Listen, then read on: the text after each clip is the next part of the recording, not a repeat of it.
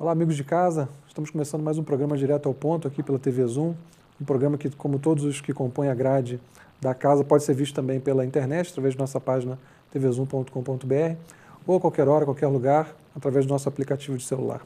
O programa de hoje é um programa feito especialmente para quem ama Nova Friburgo. Nós temos aqui a alegria de receber o jornalista Girlan Guilan, ouvidor da Prefeitura Municipal, que vai falar sobre diversos assuntos, inclusive um pouquinho sobre a ouvidoria também. A gente o convidou para falar sobre, obviamente, o trabalho à frente da ouvidoria na Prefeitura, mas também os 200 anos, uma campanha da qual ele foi pioneiro já há quase 20 anos atrás, e o trem turístico que a gente com certeza vai voltar a ver aqui na região. Girlan, muito obrigado por ter aceitado o nosso convite tão prontamente. Acho que eu sugiro a gente começar o nosso papo falando sobre os assuntos mais burocráticos, não vou dizer que seriam assuntos mais chatos, mas os assuntos mais burocráticos, que são o trabalho na Prefeitura, né? E também toda essa mobilização dos 200 anos, o que está acontecendo, você está dentro do olho do furacão ali, você pode contar para a gente? Exato. Boa noite, Márcio. Eu que agradeço aí, né, o convite, a oportunidade de estar aqui. E é sempre muito bom falar dos assuntos de Nova Friburgo, né? Uma terra que a gente sempre fala que é muito especial, né? Pela sua história, por tudo que a gente acredita na cidade. Você é um arquivo vivo, né, da cidade. Sempre que eu cometo algum errinho lá no jornal, sempre me dá uma dica, um puxão de orelha, está sempre, enfim, tem um conhecimento enorme de Friburgo, uma paixão inegável pela cidade. Girlan, quando o novo governo foi eleito, você foi um dos primeiros apoiadores, né, da candidatura de Renato Bravo, e naturalmente você tinha carta branca para assumir, não vou dizer qualquer cargo, mas você tinha carta branca para se movimentar dentro do governo e trabalhar, e você escolheu a ouvidoria. Por quê? E vou te pedir também para você explicar a quem está em casa, que seja um pouquinho mais leigo, exatamente o que é a ouvidoria e como ela interage com a população. Para mim a ouvidoria é um desafio grande, mas ao mesmo tempo uma satisfação, porque eu estudo ouvidoria já há um certo tempo. Eu, quando fui secretário de Heródoto em 2009, no meu plano de trabalho, eu já começava falando de ouvidoria, unindo ouvidoria e comunicação. Ouvidoria é o braço, a porta de entrada da administração, da gestão, é aquela predisposição que a administração, a gestão tem de ouvir as pessoas. Inclusive, eu conversei desde o início com o prefeito Renato Bravo e dizendo a ele o seguinte: o entendimento é isso que realmente a administração quer. Eu tenho o aval, porque eu fiz questão de colocar a ouvidoria lá. Eu digo até que aquilo ali é um camarote, né? Está lá na Alberto Browne, naquele prédio da rodoviária, que vai ser até reformado agora em função da ida da ouvidoria para lá, que a gente já começou a dar um trato ali e o prefeito viu, então, que realmente a gente já tinha falado sobre isso, a necessidade de recuperar o prédio. Então, a gente está lá à disposição da população para isso, para ouvir, né? Porque muitas vezes as pessoas querem ter um direcionamento na administração pública, onde elas vão levar, talvez até uma sugestão, não é só reclamação. As pessoas às vezes falam: você é maluco, você logo ouvidoria, mas é o desafio. E eu acho, Márcio, que a melhor forma de eu poder dar uma contribuição nesse momento, entendeu? Eu sou uma pessoa que tenho já uma certa experiência de ter participado de governos anteriores. Essa é a minha quinta vez no poder público, sempre prometendo não voltar. Eu confesso para você que eu entrei na campanha de Renato com a grande esperança de essa é a grande oportunidade. Conheço o Renato há 35 anos, desde o primeiro mandato dele de vereador. Acredito na cidade, como já disse, como acredito nele também. Eu acho que o Renato é uma pessoa que está dedicada a fazer uma boa gestão, em nome de tudo que a gente acredita em Nova Friburgo. Então, a ouvidoria é isso, as pessoas, lá está à disposição, né, das pessoas irem lá, levar a sua reivindicação, levar a sua demanda, assim como também sua sugestão, seu elogio. A gente tem tido a satisfação lá de conhecer pessoas, de ouvir as pessoas, que eu acho que a grande carência hoje é essa, as pessoas serem realmente ouvidas. E você, por sua vez, está sendo ouvido pelo governo também? Quando você Sim, leva... eu tenho tido, graças a Deus, até dos secretários, um retorno bastante importante. A gente também agora está, que a ouvidoria, eu estou funcionando com a ouvidoria desde o dia 2 de janeiro, mas agora a gente instalou a ouvidoria no local que a gente acha adequado, de acesso fácil à população, e a gente está começando com isso, com essa estrutura, a operar com uma plataforma digital que já existia, mas que nunca foi usada. Então essa plataforma também, ela ajuda tanto a ouvidoria quanto as secretarias nessa questão de dar o retorno para a população. Agora a gente está com naquela aferição do Ministério Público e da Transparência, a gente está com uma taxa baixa em ouvidoria, a gente já está com um desafio de já elevar essa pontuação, porque ano passado no portal da Transparência, Nova Friburgo teve nota máxima. E ouvidoria não, porque realmente não era o que a gente está se propondo hoje. Mas a gente já tem esse primeiro meta aí de elevar essa nota no quesito ouvidoria. Essa plataforma digital ela é só interna ou também de Não, interação? não. Essa plataforma digital está disponível para o público, né, que ele pode acessar lá através do site da Prefeitura. Dentro do portal Transparência tem um ícone chamado ESIC, que na verdade é o Serviço de Informação ao Contribuinte, né? Nesse ESIC a pessoa vê um íconezinho amarelo com um I, é fácil de identificar. A pessoa acessa e ali ela vai colocar a demanda dela, vai preencher um pequeno formulário e aquilo vira um protocolo digital. Então eu caminho com ele tanto no ambiente virtual, né, quanto também monta um processo e vai nas secretarias. Quer dizer, a gente poderia dizer que a ouvidoria é o caminho formal. Isso. Dentro de uma cultura que a gente tem de assistencialismo, que as pessoas buscam atalhos, usam vereadores para isso. Ali é caminho oficial, formal, é o braço governamental para a pessoa recorrer naquele momento que ela quer. E também existe uma situação que é o seguinte, a pessoa às vezes confunde um pouco a ouvidoria com resolver problemas, né? Na verdade, você tem uma situação, por exemplo, com a Secretaria X. Você o primeiro estágio é você recorrer à secretaria, não resolvendo, aí entra a ouvidoria, porque a ouvidoria ela vai provar o que aconteceu, ela vai lá na secretaria e ela faz essa interface aí, né? Entendo. Então, quer dizer, primeiro a orientação, você diz que primeiro... A orientação primeiro é um órgão, a ouvidoria sempre é a segunda instância, a gente atua nessa segunda instância. Perfeito, Gilano. Bom, vamos falar um pouquinho também de 200 anos? Claro, sem dúvida. Quando é que você começou a falar nisso, Gilano? O pessoal até fala que você era meio chato, já vinha falando disso. Era mesmo, eu comecei a ficar chato com essa história. Eu comecei com essa história na verdade, aí mais ou menos era novembro de 1998. A minha filha estava com 1 ano no berço, hoje a minha filha está aí com 20 anos, já é universitária e tal, né? Mas eu olhando um dia ela no berço, eu comecei aquela coisa de pai, de pensar no futuro, que com minha filha, aí fui fazer conta. Diz que jornalista não sabe fazer conta, né? Mas eu comecei a fazer umas contas lá e me deparei assim, bom, minha filha vai atingir a maioridade, que é ano que vem, 21 anos, em 2018. Aí eu fui estudar o ano de 2018, o que tinha no ano de 2018 e me deparei, então, com essa efeméride aí dos 2 séculos de Nova Friburgo, né? Do decreto do rei que autorizou a colonização suíça. E eu fiquei assim, eu falei, gente, falta muito, mas tem que começar desde já a pensar em alguma coisa. Logo dali a 2 anos, eram os 500 anos do Brasil, foi aquele fiasco, né? O Brasil, eu sempre digo que desperdiçou uma oportunidade ali fantástica. Sim. Não conseguiu sequer comemorar, e eu fiquei sempre pensando assim, gente, a gente não pode deixar que isso se repita com Nova Friburgo, né?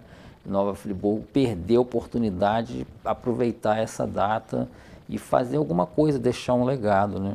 Era sempre essa... de certa forma a gente perdeu um bocado desse... não resta dúvida. Eu vou te ser sincero assim, que eu acho que a gente perdeu muito. A gente está agora nos estertores, está naquela coisa do último segundo da prorrogação já para 200 anos. Eu considero assim.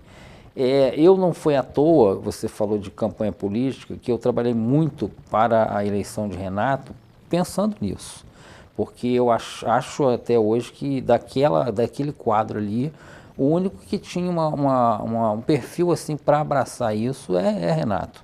Pela história dele que eu já conhecia, política, como vereador de 2 mandatos, como uma pessoa que sempre foi ligada a eventos. E eu lá tive uma conversa com ele, Renato, você vai abraçar? Não, já abracei, eu vou ser eleito, e sendo eleito, vou ser o prefeito do Bicentenário. Então, assim, foi com esse sentido mesmo de levar essa mensagem para o governo e a gente tentar, aí é aquela coisa, eu nunca pensei na festa, só na festa, eu acho que é o legado. Sim. E eu acho, Márcio, muito mais importante dizer o seguinte, é preciso a gente despertar a consciência que os 200 anos estão apenas começando. Começa no que vem. Agora, você tem aí para frente, pode fazer muita coisa ainda, né? Para tentar recuperar essas 2 décadas que eu tentei antecipar e não consegui, porque a gente perdeu muita coisa nesse caminho. Muita gente acha que é brincadeira, né? Mas sempre falo que a gente tem que pensar nos 300 anos. Exatamente, começar a pensar nisso. Começar a construir agora a cidade que a gente quer. Porque eu imagino que em determinado momento, por exemplo, a gente vai fechar o Alberto Browne para carro. Acho que é uma tendência. Exatamente. Tirar a fiação toda em cima, padronizar as fachadas, calçadas. A gente tem muita história que não é visível a quem turista pela cidade. Exatamente. Quantas pessoas importantes passaram, se formaram aqui, a gente não tem registros disso pela cidade. Tem que começar a resgatar isso. O Jaburu fez um grande esforço nesse sentido, mas ainda falta muita coisa, né? Então, eu penso realmente que a gente tem que pensar agora já nos 300 anos e na construção. Mas, Girlan, a Câmara, por exemplo, está fazendo uma reformulação toda legislativa de Friburgo. Ela já aprovou um regimento interno que é muito moderno, uma referência para o Brasil, e promete entregar uma nova lei orgânica. O que ainda dá tempo de fazer na Prefeitura para deixar um legado e para melhorar um pouco a qualidade de vida, a autoestima da população para esses 200 anos? Sem dúvida. Eu acho que é um papel importante. Eu tive a felicidade, na outra lei orgânica anterior, participar daquela comissão popular. Outro dia, a vereadora Vanderlei até falou comigo, tem que falar com você sobre lei orgânica, a gente está à disposição, e acho que é possível ainda fazer muita coisa, né? Eu acho, assim, que essa predisposição de revisar a lei orgânica nesse momento é até feliz nesse sentido, né? De dar oportunidade aí de rever, e tem muita coisa que precisa ser ajustada nesse momento, né? A gente se depara aí com a questão, por exemplo, do código de posturas, né? A própria questão Vai ser reformulado também. Pois é, a própria questão da questão do plano diretor, né? Que foi feito todo aquele outro dia, uma pessoa foi à ouvidoria questionar isso. Eu acho que esse é o momento de fazer isso e de tentar fazer essa efervescência aí, discutir e colocar isso em ação, né? Quer dizer, não só a festa, mas... Não, eu acho que é o legado, a gente tem que pensar no legado. Eu tenho um sonho, e eu estou tentando levar isso, da gente pensar num seminário, eu já até sugeri isso ao prefeito, da gente criar um conselho de notáveis, né, e convidar 200 pessoas que tenham, ou sejam friburguenses ou tenham uma ligação com o Friburgo, mas que sejam pessoas de projeção nacional e internacional. E essas pessoas serem chamadas para esse seminário com um olhar de futuro, né? A visão delas de mundo e voltado para isso. Qual é a Nova Friburgo que a gente quer daqui a 50 anos? Fazer uma cápsula do tempo. Exatamente, a gente quer tentar criar aí uma projeção e buscar esse projeto, essas ideias, né? Você já tem esses nomes? Eu tenho alguns nomes, inclusive não é segredo nem para você, é um nome que eu já até falei com o prefeito, a gente já tem até fazendo contato, até a Ilona, né, Zabo, que eu acho que hoje é a friburguense de maior projeção, né, até internacional. Eu acho que a Ilona, eu pessoalmente já conversei isso com ela por telefone, eu acho que ela deveria ser a pessoa que presidisse esse conselho de notáveis, né? Eu já tenho apoio. E eu acho que pode, assim, contribuir muito, né, dar essa contribuição nesse debate. Girlan, vou ter que te interromper um pouquinho, a gente vai para o nosso primeiro intervalo, para o nosso único intervalo, na verdade. E peço ao pessoal de casa que não nos deixe, porque nós temos um segundo bloco agora, um assunto que nos une, uma paixão que nos une, que é o trem turístico, que a gente vai trazer de volta para a região aqui. Então fica com a gente rapidinho.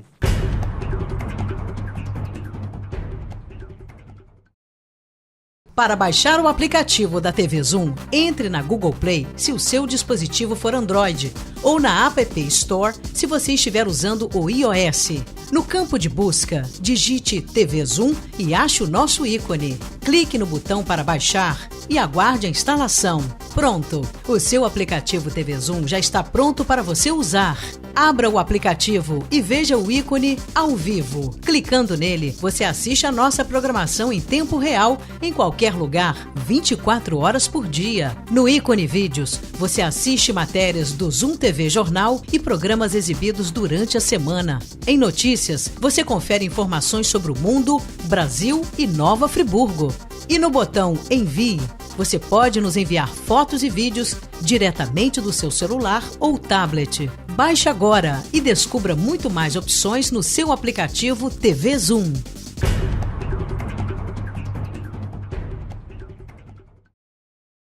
Olá, amigos de casa, estamos de volta para o nosso segundo e último bloco do programa Direto ao Ponto, com Gerlan Guelan, para tratar de um assunto que pode surpreender muita gente, muitas pessoas não completamente informadas torcem o nariz, sempre reclamam como se fosse haver muitos gastos públicos, municipais e que há outras prioridades, né, Gerlan?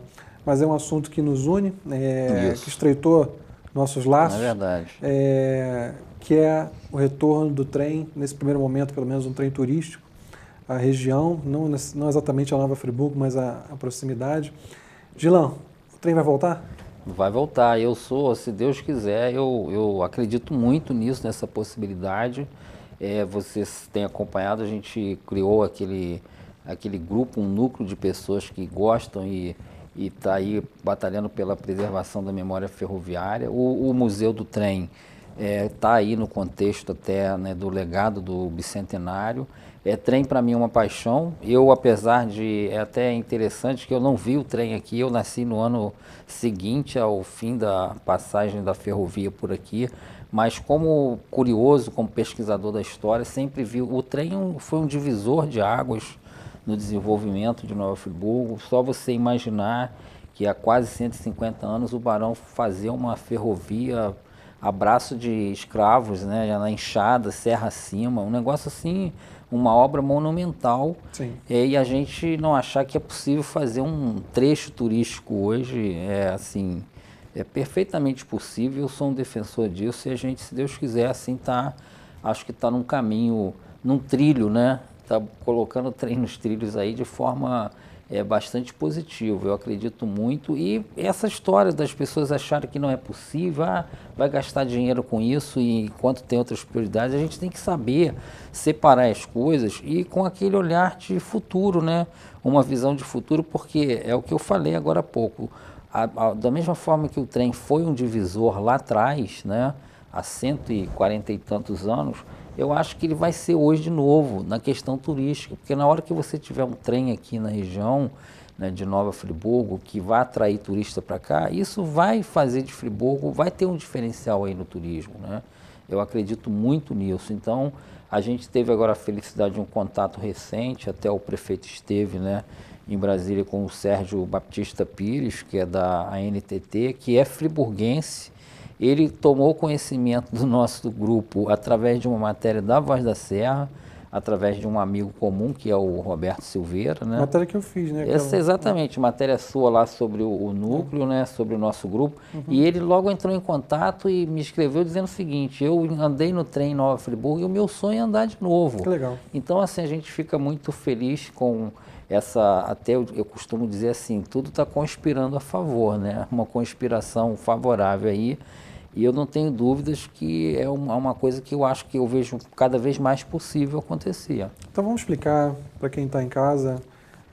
Esse projeto envolve grandes investimentos do município, compromete o orçamento de outras na verdade, do município não, né?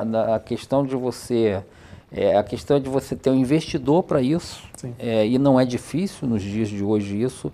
Trem turístico é uma coisa que no Brasil ele é bem possível isso, né?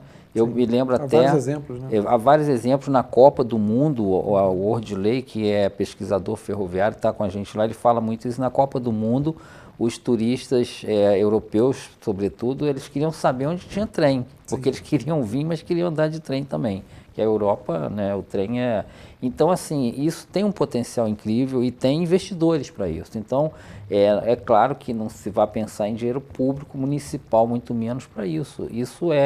Vai se criar uma empresa que vai explorar isso por um determinado tempo, vai ser uma concessão. Então, por isso que a gente acredita muito na viabilidade disso. Nós, em Friburgo, a gente tem 6 trechos remanescentes da ferrovia antiga, né? É preciso muito avaliar, todo mundo, mas aonde vai ser? Não é possível passar por tal local. Existe um entendimento da questão da região de Sumidouro, porque é a estrada cênica, né? Sim. Então isso tudo é alguma coisa que tem que ser avaliado, mas eu acho assim, o trem turístico tem tudo a ver com Nova Friburgo, que é uma região de serra, que é uma região, né, de frio, né? Eu, por outro lado, sempre falo, Friburgo é a cidade da música, então a gente também, veja bem se você aliar um projeto aí de trem com grupos musicais, então tudo a ver, né? A capacidade, as possibilidades de exploração a cadeia produtiva aí do trem turístico é um negócio imenso, né? Você tem como fazer diversos tipos de atividade, né? Nesse momento, a tendência, por uma questão de facilidade, seria entre Mariana e Morinélia quem sumidora. Hoje né? é o que se fala, né? É o que é hoje assim mais... seria até a estrada mais bonita, né? Por ser uma estrada cênica. Então, isso evidentemente que ainda vai passar por avaliação, por estudos, mas hoje se pensa nisso, né? Sim, e naturalmente toda a rede hoteleira vai ser beneficiada. Seria friburguense. Sem dúvida. Porque a gente tem que ter o olhar também regional, né? A visão regional. Sim. Eu não imagino hoje Nova Friburgo sem a gente pensar em se apropriar da condição regional. Eu acho até que essa situação é uma coisa que a gente tem que botar naquele seminário que eu falei, de ficar forte para o futuro isso. A gente precisa pensar, talvez, na região metropolitana de Nova Friburgo, né? Criar isso. Friburgo realmente é a capital, ela tem que se apropriar disso, como ela tem que se apropriar da questão de ser o marco geográfico do estado. A gente não aproveita isso. Centro geodésico. Tá lá. Se pegar o mapa, nós somos o centro e a gente não aproveita isso de forma nenhuma. E eu acho que é a hora de aproveitar, né? Não existe um marco público, né? Não existe exatamente, fazer... Fala um pouquinho sobre o núcleo friburguense. O núcleo, a gente criou o núcleo já há um tempo, né? Que vem se reunindo. De preservação ferroviária. Exatamente. Né? É que, na verdade, surgiu pelo seguinte. Eu e Ordilei, um dia eu fui convidado para fazer uma palestra na Academia Ferroviária de Letras, né? Que é presidida pelo Sávio Neves. E lá na palestra um senhor, Luiz Otávio, que até faleceu recentemente, que é o presidente da Associação Fluminense de Preservação Ferroviária, no final da palestra veio com um cartão, me parabenizou e me falou da famosa máquina 102 que está lá em Cruzeiro, no Museu Ferroviário, que foi uma das máquinas que serviu aqui. Eu fiquei maluco com aquilo e a gente começou e o Ordilei também já sabia disso, a gente falou, não, Ordilei, temos que fazer alguma coisa lá em Friburgo para... E o núcleo aí reúne, hoje a gente tem lá o Ordilei, tem eu, tem a Débora, tem o Lauro, né? Tem o Jorge Plástico, que o pai dele foi também aqui ferroviário na região. A gente fez agora recentemente, tem o Licínio, o seu Licínio, cujo pai foi responsável pela famosa máquina, né, que existia lá na praça até 67, o pai dele que botou aquela máquina lá junto com o Dr. Heródoto. Então, assim, tem um grupo lá, e esse grupo muito, como a prefeitura está viabilizando o museu, né, onde hoje é ali a antiga garagem da Leopoldina, e nós estamos, assim, atentos à questão da memória ferroviária. Por exemplo, reunir as famílias, porque é forte isso aqui, não só em Friburgo, mas como na região. Sim. Muitas famílias de ferroviários que a gente quer agregar isso, porque aí vem o valor emocional também, Sim. né? É claro que quem não lembra que teve um avô, um pai que era da ferrovia e deve ter, fatalmente essas famílias vão ter aí acervo de fotografia, de tem vários documentos que são da história. A gente agora, há pouco tempo, teve uma pessoa, tem uma pessoa que tem até mobílias que ela quer doar. Então, o núcleo vai cuidar um pouco disso, desse braço de ser, né, a questão de reunir as famílias, né, e resgatar esse povo também, que eu acho que é interessante. Nós fizemos agora no último dia 12, tivemos a felicidade de fazer uma bonita homenagem. Na verdade, a gente descobriu 4 ferroviários aqui, residentes em Friburgo. A gente conseguiu levar 2 lá, o seu Obedes Pinheiro, com 93 anos, então ficou super feliz. A filha dele depois até me ligou, poxa, papai está numa alegria. Nós fizemos um certificado para eles e ele mostra aquele certificado a todo mundo. Então, isso é legal. Tem o seu Orandino também, que uma pessoa assim, de uma vitalidade, ele é idoso, mas adorou a homenagem, me falou chorando no telefone quando eu liguei para ele, poxa, jamais lembraram da gente, vocês estão fazendo essa homenagem. Então isso é uma coisa assim que dá a satisfação da gente, né, ver acontecer, provocar acontecer, né? Com certeza, eles são remanescentes, sobreviventes, né, de uma história rica de Nova Friburgo, que eles, claro, são o maior patrimônio dessa história, mas há muito material, muitos documentos, né? Inclusive eu estou aqui agora com um livro de um amigo, Rony Peterson, né, de Andrade, um pesquisador, que ele fez agora o mais recente trabalho dele, A Estrada de Ferro Cantagalo e 160 anos de uma história esquecida, né? Então é outro documento também importante. Eu sei que Quiser mostrar a capa. o Rony, ele é uma pessoa assim bem articulada em pesquisa. Ele foi lá no arquivo do Fundo de Previdência e conseguiu essas informações. Então, assim, mostra a riqueza da nossa história. Onde é que encontra esse livro? Esse livro ele está à venda no Grão Café, ali na rua Monte Líbano. Eu hoje até já estava para ir lá e fui lá retirar o meu e acho que assim vale a pena, é um documento importante. Bom, naturalmente a prefeitura ela não entra com recursos para esse investimento, para esse projeto, mas o papel do prefeito é muito importante. O prefeito é o articulador e, por exemplo... A gente pode contar com ele nessa Eu tenho certeza, ele foi recentemente a Brasília e teve um encontro lá com o Sérgio Pires, da NTT, que é essa pessoa que eu falei. E, assim, o papel do gestor aí é porque, por exemplo, a prefeitura tem o escritório de gerência de projetos em convênios, então entra aí. É nessa hora de viabilizar a concessão para isso, como é que vai ser feita. Houve, inclusive, um encontro do núcleo com o escritório. Já a gente fez o escritório. O núcleo vai apoiar o museu e exatamente. O escritório inclusive, agora a gente está muito atento, muito dedicado a cuidar daquela estrutura da ponte ferroviária, que é na entrada ali do batalhão, né? A gente está com cuidado de que a obra do consórcio Rio Bengala não passe por ali e eles não conhecem, não têm essa sensibilidade, de repente vai destruir aquilo. A ideia ali é a gente fazer alguma coisa, um aproveitamento ali cenográfico e turístico até. Ali pode ter um componente turístico ligado à ferrovia, né? São vários componentes, né, Gelan? A gente, você falou bem da parte histórica, né? O trem ele é protagonista da história de Nova Friburgo, né? E no meu entendimento também a volta do trem também é muito simbólica, porque a gente está no momento, e você tem certeza que concorda comigo, precisamos sonhar, precisamos recuperar a capacidade do friburguense de sonhar e de sonhar grande. Não pensar só nos problemas cotidianos, porque o trem, por exemplo, ele não vai ser algo a roubar a receita, ao contrário, ele vai agregar a receita à cidade. Sem dúvida. Isso precisa ser entendido pelo pessoal que está em casa, de que ele, na verdade, é uma ferramenta também para gerar receita, gerar mídia positiva. E há pouco tempo eu lancei a campanha para a gente pensar no autódromo na cidade, pensar em estradas mais seguras para animais. Quer dizer, tem a questão da Biblioteca Internacional, tem vários bons projetos. Verdade. E a vinda do trem pode realmente, eu torço muito para que isso aconteça, tenho trabalhado tentando ajudar, né? Justamente para resgatar nesse momento de bicentenário, momento que a cidade tem grande representação política e grandes lideranças como a Ilona, que a gente acabou de falar aqui, para mostrar que é possível uma Nova Friburgo mais ousada, porque a cidade só existe. Acho que todo friburguense, Gelan, tem obrigação de ser ousado. É verdade. Se a gente for conhecer um pouco a nossa história, a epopeia dos primeiros imigrantes que vieram aqui, a forma como subiram, essa obra como você descreveu, o trem chegar a Nova Friburgo. Você concorda? A gente está encerrando, estamos no último minuto, mas dá o teu recado. Você falou um negócio fundamental. O friburguense, né, ele precisa despertar pelo seguinte, pela riqueza que ele tem da cidade que nós dispomos e ele ser mais comprometido com a cidade.